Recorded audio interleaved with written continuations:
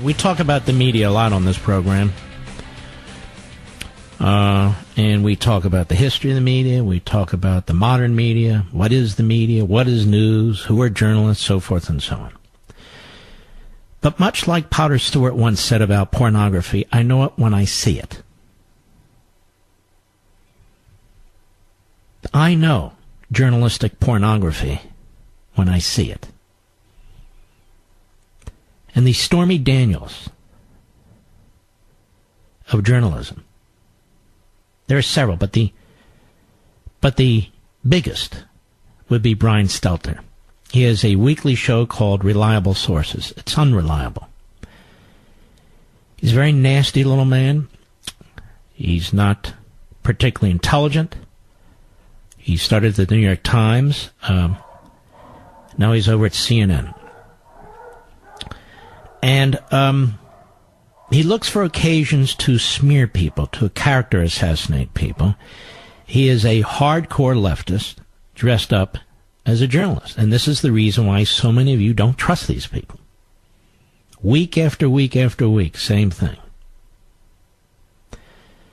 He'll have a program on Donald Trump's mental health. He'll have a program on, well, let's start it this way. You know, I was off, when was it, Monday before last week, Mr. Producer? Of this week or last week? Last week I was off Monday. I'd gone to Florida to see my parents, both of whom are ailing. On Tuesday it was Yom Kippur. I came back on air Wednesday. Now what I had done over the weekend is I had posted a lot of stories. I don't break these stories for the most part. There's a website called LEVIN, which is a very good website. They posted a story about Professor Christine Ford. It was posted on the Drudge Report. Turns out there are two Professors Christine Ford, maybe more. And the comments on the Professor Christine Ford site were negative, largely. Some positive, but she had like a 2.5, 2.8 rating, which isn't that good. I thought that was important for my people on social media to know, so we linked to it. There was no malice aforethought, no idea it was inaccurate, no idea it was a different Christine Ford. Then I get an email over the weekend. Mr. Producer, open your microphone. I get an email over the weekend, and you tell me our folks at Conservative Review found out that it's the wrong Ford. Isn't that correct? Correct, yep. And you told me, when I called you, and exactly what did I tell you to do? Kill it, pull it. Kill it, pull it. Thank you. Now, why? Well, I don't want to intentionally be linking to stories that are inaccurate. Matt Drudge didn't intentionally put that on his site because it was inaccurate. Grabing didn't intentionally put it on its site because it's inaccurate.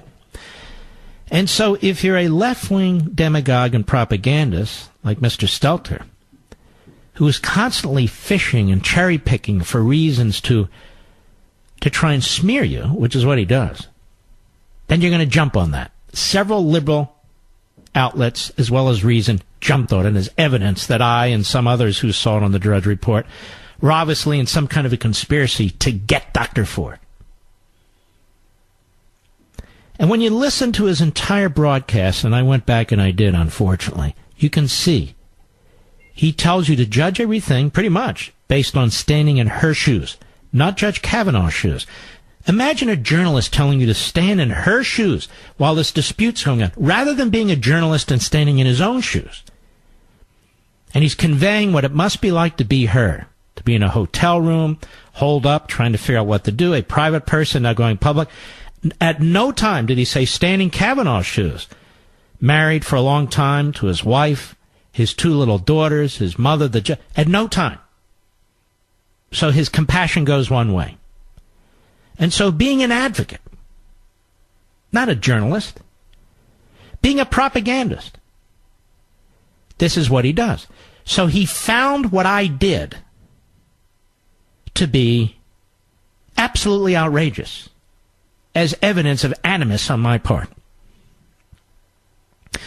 Now, I was out that Monday and was out that Tuesday. So on Wednesday when I came back, last Wednesday, September 19th, here's exactly what I said on the air. Cut one, go.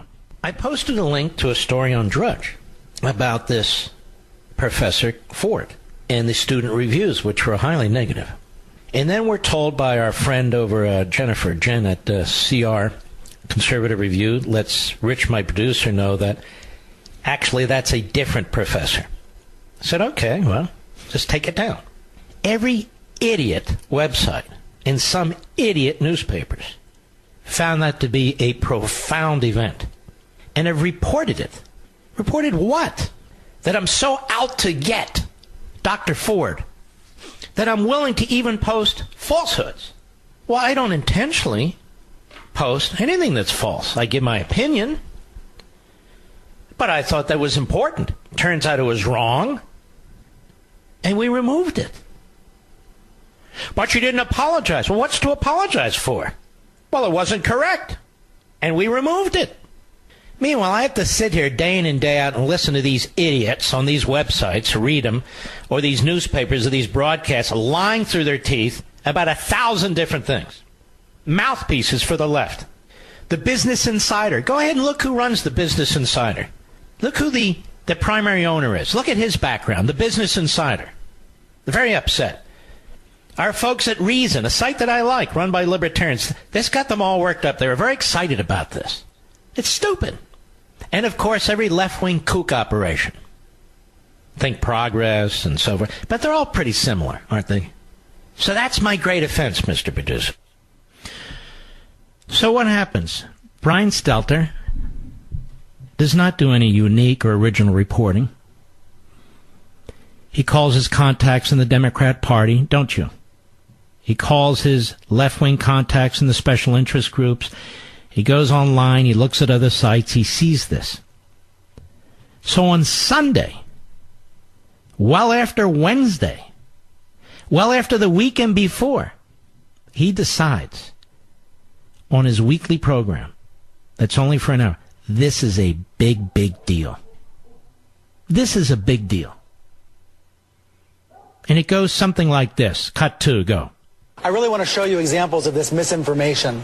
It has been a problem all week long. On Monday, the right-wing smear machine dug up mean reviews. The right-wing smear machine. Does that sound like a journalist? The left-wing smear machine is behind this entire effort to destroy Kavanaugh. It's out there for everyone to see. But he talks about the right-wing smear machine. Now, there must be an enormous amount of evidence of this right-wing smear machine going after Dr. Ford. Must be all over the place. So what does he cite? Go ahead. RateMyProfessor.com. These were said to be reviews of Professor Ford. One of these pro-Trump sites said she was dark, she was mad, she was scary, she was troubled. The only problem was that the reviews were of a different Professor Ford. Seriously, I'm not making that up. So this is a week old, more than a week old. He's on a weekly show, and he finds this to be the big evidence of the right-wing smear machine. I'd already stated publicly what happened. It was pulled down by Drudge almost immediately. Grabian, the site that created it, they apologized. There's no right-wing smear machine. But he works for CNN. He can't help it. Go ahead. Mark Levin, the Drudge Report, and other bright lights of the right promoted this stuff. And this was just the beginning. All week long, actual news outlets have had to chase All right, that's enough. So he goes after Ed Whalen at National Review for a position that he took and so forth. So that's it. That's his evidence of the right-wing smear machine. You can go listen to it yourself. I remember getting in a tussle with Mr. Stelter back in March of 2017 when I pulled together 8, 9, 10 news articles from reputable news sites to point out what now has become evident to everybody but most of the news media, to point out that something had occurred with the FISA court, that something had occurred with espionage or surveillance, or something not right had been taking place with the Trump campaign and Trump Tower and Trump and so forth. I certainly didn't have any first-hand evidence. I was pulling together news articles from the New York Times, from McClatchy, and a bunch of others. I had the good sense to put them down one after the other and pull them together and look at it and read from them and draw conclusions from them, all of which were accurate. Mr. Stelter said that I cannot personally prove that anything was submitted to the FISA court. And I said, well, no, wait a minute, it's in the media. Well, that doesn't mean you have first-hand evidence. So it was utterly, utterly disinterested. And so I wrote an open letter to Mr. Stelter on why he is a complete fraud. Utterly unprofessional. Complete disinterest. Not only disinterest in a major story, disinterest in the facts that were presented as a result of other news reports. But then I get digging, and our friends at Conservative Review, which I used to edit, they get digging too. But even on my own, I get digging. And what do I find out? Well, let me go to the CR piece. That this guy, Stelter, is the worst. He's the worst. Back in December 2016, Stelter pushed an unsubstantiated video purporting to show someone speaking Arabic being kicked off a plane. Stelter did this via social media, and the video was later shown to be a hoax. What's worse? The video came from a serial hoaxer, and Stelter fought back against someone who rightly called it a hoax right after he shared it. Stelter had a narrative to push, and he did it. Then there's the time earlier in 2016 when Stelter claimed that Sean Hannity and Rush Limbaugh, among others, might be rooting for Hillary Clinton's death because they brought up her health woes. That's a classic Stelter tactic he shares with conspiracy theorists. You see, Stelter isn't saying, he's just observing. Then there was the time earlier this year when Stelter was pushing rumors that the missing, quote-unquote, Melania Trump, remember that? That he was just sharing what others were saying. He wouldn't be pushing an agenda or anything like that, would he? And of course, when I connected the dots about surveillance of Trump during the campaign, Stelter went into overdrive, attacking, the right winger. And of course, I hit back hard against Stelter. And there's lots more. You can go on my Facebook site and my Twitter site. But here's my challenge to Mr. Stelter. Why don't you come on my radio show? I want to go through every one of these stories that you put on your social media or you reported on your show that I have placed on my Facebook and Twitter sites. Each one of them. You're the reporter. I'm not. You're the journalist. I'm not. You're supposed to be objective. I am a conservative. Why don't you come on my show, tough guy? This radio show. Well, you'll be heard by millions of more people than will ever watch your Sunday show. Or Saturday, whatever it is. Come on my show, and I will go through these stories with you. And I will go through your social media links that I just talked about and others with you. So you can show millions of Americans what it's like to be a journalist at CNN. I'll be right back. Brian Stelter dismissed John Bolton as a talking head, for Fox. Talking head for Fox.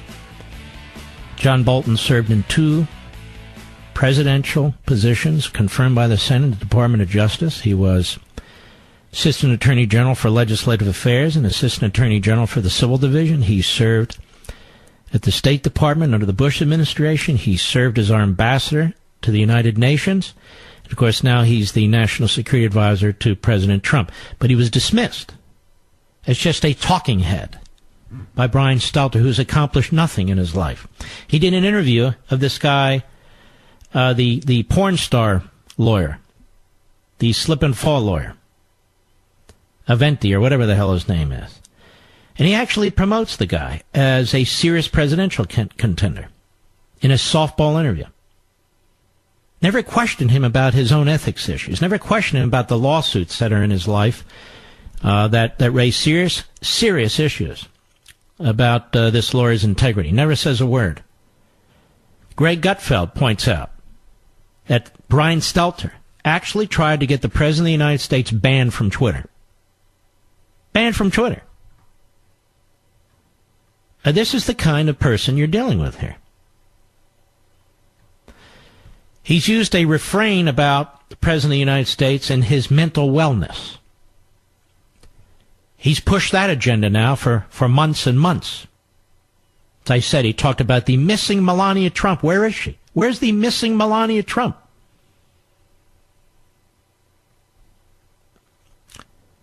Now, why does somebody do this sort of thing? I'll tell you why. Not only is he way over his head, he's not particularly bright, he's not really educated as a journalist. He basically was sitting in his underwear in his basement somewhere in Pennsylvania, and the New York Times spotted him. But the reason he'll attack somebody like me or something is the same reason the media attack Trump or the media attack Kavanaugh or the media attack anybody. They seek to destroy your reputation. They seek to character assassinate you. They seek to shut you up. Which is why so many of you love the president. He doesn't put up with it. Which is why Kavanaugh must fight on, or they win. The destruction of the judicial confirmation process goes on. He must fight on. People must stand up to this. Which is why I don't take any crap from this guy or any of these guys.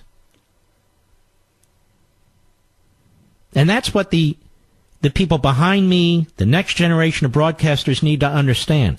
Many of them try to play the middle while claiming to be conservative. They play up to the New York Times or they'll play up to CNN. They will get burned and maybe even destroyed if they play that game. Because that may be their game, but it's not the left's game. As I've told you before, I cannot tell you how many times I've been invited on these various Sunday shows and other shows, as long as I'll attack Republicans and attack conservatives. If I'm going to attack them, I'll do it on my own microphone. I'm not a dancing monkey for the left. And yet they're out there. Conservatives who are happy to do it. Look at DeSantis in Florida. They've tried repeatedly to paint this man as a racist. On no basis whatsoever, other than the left twisting his words, trying to smear him, and he's fighting back, as he must. He's fighting back. We all have to fight back. All right, folks, I'll be right back.